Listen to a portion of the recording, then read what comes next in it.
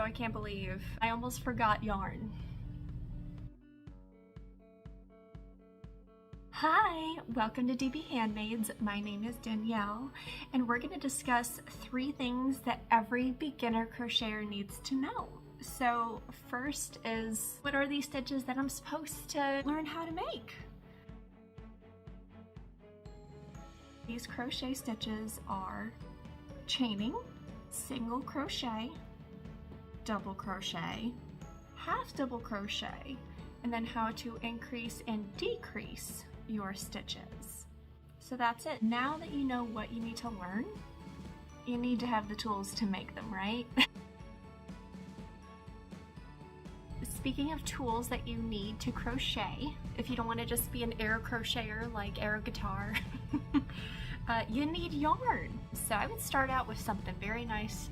I mean, Big Twist value is still very nice yarn, 100% acrylic, but unlike Red Heart Super Saber, this is actually pretty soft for a 100% acrylic yarn. I would recommend a softer yarn like this, or even mercerized cotton like Lion Brand's 24/7 cotton, where you're going to be able, well, maybe not black yarn, but that's not going to split and has great stitch definition.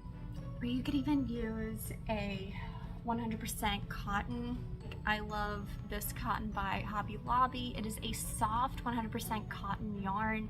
It's not like the cotton yarn that you would use for dish rags. It's not very rough. It's not rough at all, honestly. It's probably one of the softest cottons that's not Pima cotton.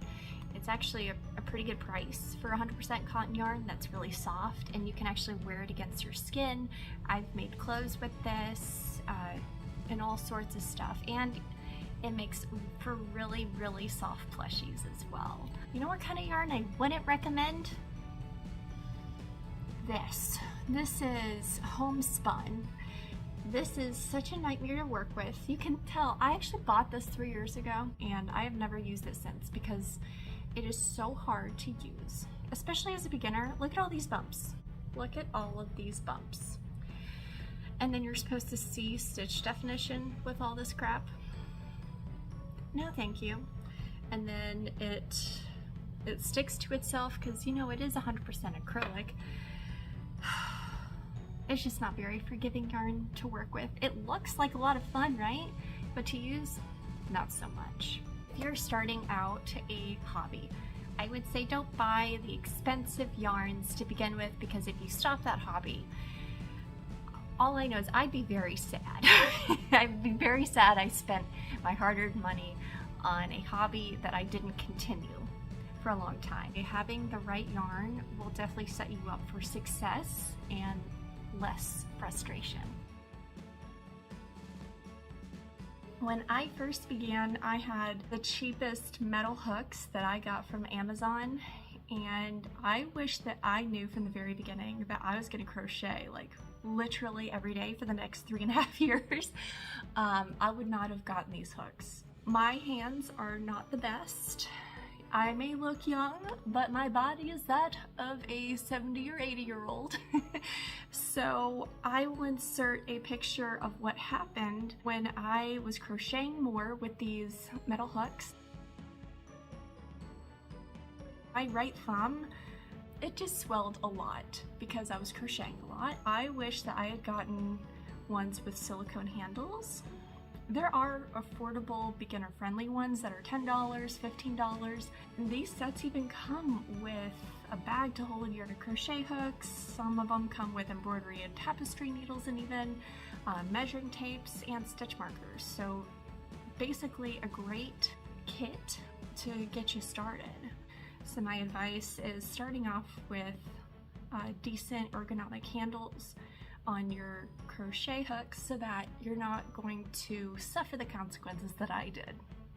And I will link those crochet hooks that I would recommend for any beginner, and then I'm also going to recommend my favorite, all-time favorite crochet hooks, which is Clover Moore.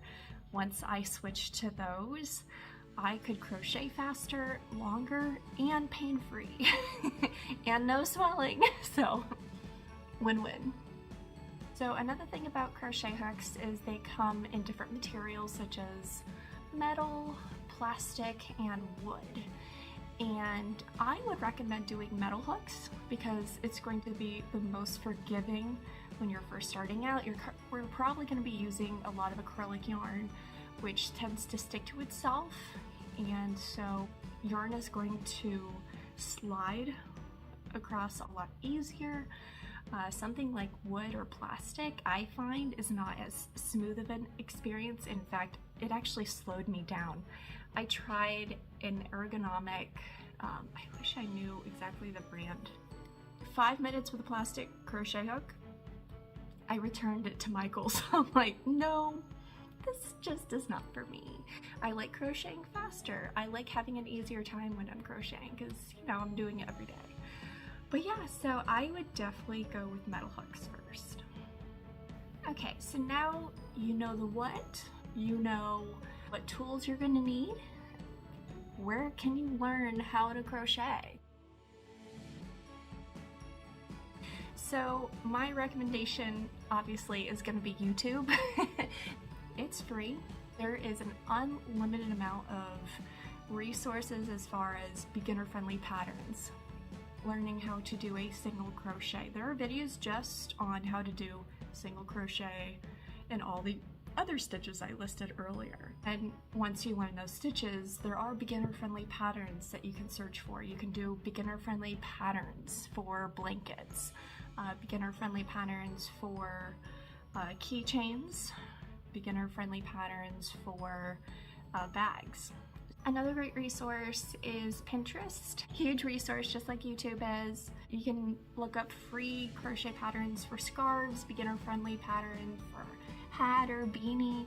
Now, there are those who don't have access to the internet. My advice would be to go to your local library, and there are crochet books where you can learn all of your basic stitches and have access to a lot of patterns as well. And again, your local library is free.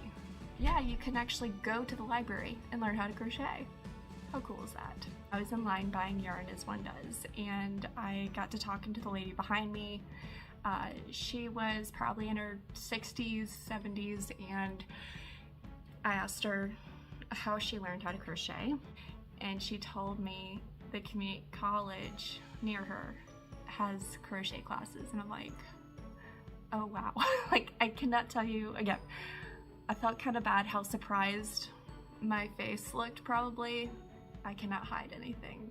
My face is very expressive, so it was just probably like, oh, you go and pay for classes? I'm so bad. I'm so bad. Everyone has their own learning and teaching style, so it's perfectly fine, but like, I was a little ashamed at how surprised. I was like, you paid for that? I learned for free on YouTube.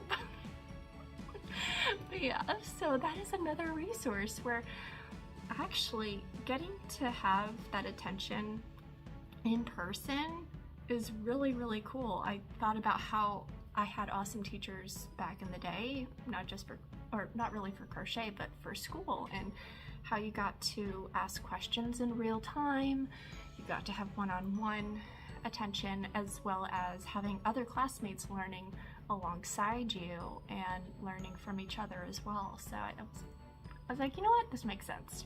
This makes perfect sense. It's not that weird. Get over yourself. So some bonus tips, how exciting! The first bonus tip, I would say, just to be patient with yourself when you're learning anything new for the first time. Well, it's okay to stumble a little bit. Just be patient with yourself, and it'll come with time. You'll be able to crochet faster, you'll be able to learn more stitches and create new and exciting things like amigurumi and maybe a blanket or gifts for your loved ones, and it is definitely worth sticking it through. Trust me. I'm so glad that I did. Make sure that as you're doing this, that you're actually finding joy and having a lot of fun crocheting.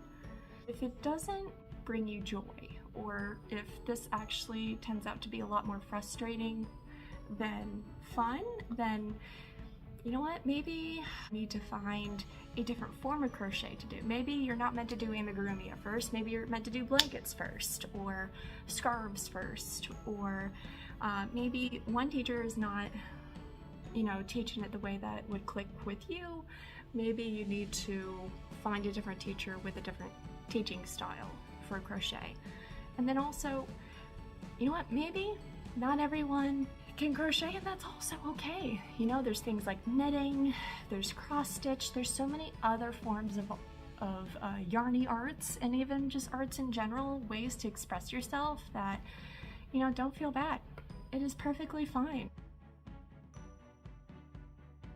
Thank you for joining me today in discussing the 3 things every beginner crocheter needs to know.